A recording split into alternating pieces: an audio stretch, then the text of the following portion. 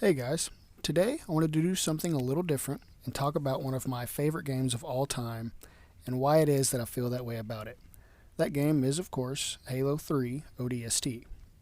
First of all, the game has an amazing cast of characters, and it does a great job of getting you to care about each one of them.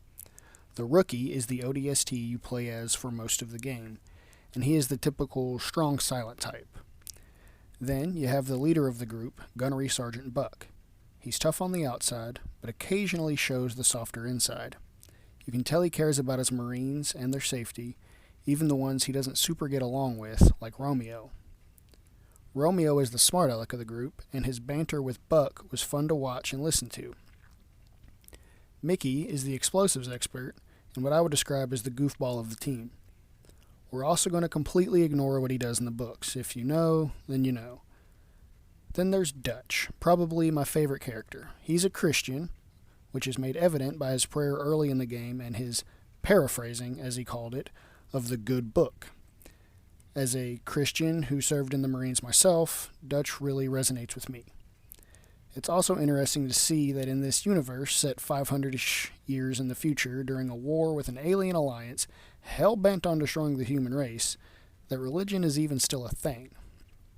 Another reason that ODST is one of my favorite games is how grounded it feels compared to the other Halos. In every other Halo game, you play as a super soldier, or the alien equivalent of, and are fighting these huge battles of galactic importance. In ODST, you can't jump 9 feet in the air, you don't have Mjolnir power armor, you aren't a Spartan super soldier. You're an ODST, and while they're the next best thing to a Spartan, they're still just human. And you aren't fighting huge-scale battles, you're just trying to survive, find your teammates, and get out of the city. You're fighting for the guy to your left and right, not for the fate of humanity.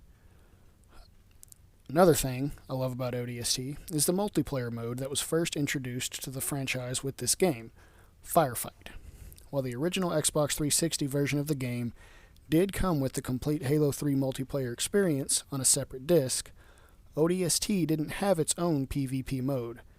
Instead, it had the wave-based PvE Firefight, where you could play alone or with up to 3 other people and take on waves of enemies that would progressively get harder. I didn't have internet when I was growing up, except for every other weekend when I would go to my mom's house. So having a mode I could play alone and essentially compete against myself and try to set higher scores was huge for me. Firefight added countless of hours of playtime to ODST. And when I was able to play it online, it was that much better to play with my friends and see how far we could get, and of course, who could get the most kills. And those were just some quick thoughts. I could probably drone on for hours about how I think ODST is underrated and deserves a sequel and so on, but nobody wants me to do that. So I'll leave you all with this. If you are a fan of Halo or sci-fi shooters in general, and have not played Halo 3 ODST, do yourself a favor and do so.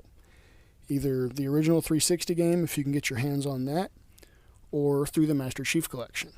It's got a great story, great characters, and great gameplay. You can't ask for much more than that. Thank you guys for watching. Let me know what you guys think about ODST in the comments. And if you enjoyed the video, please consider leaving a like and subscribing. Thanks, guys.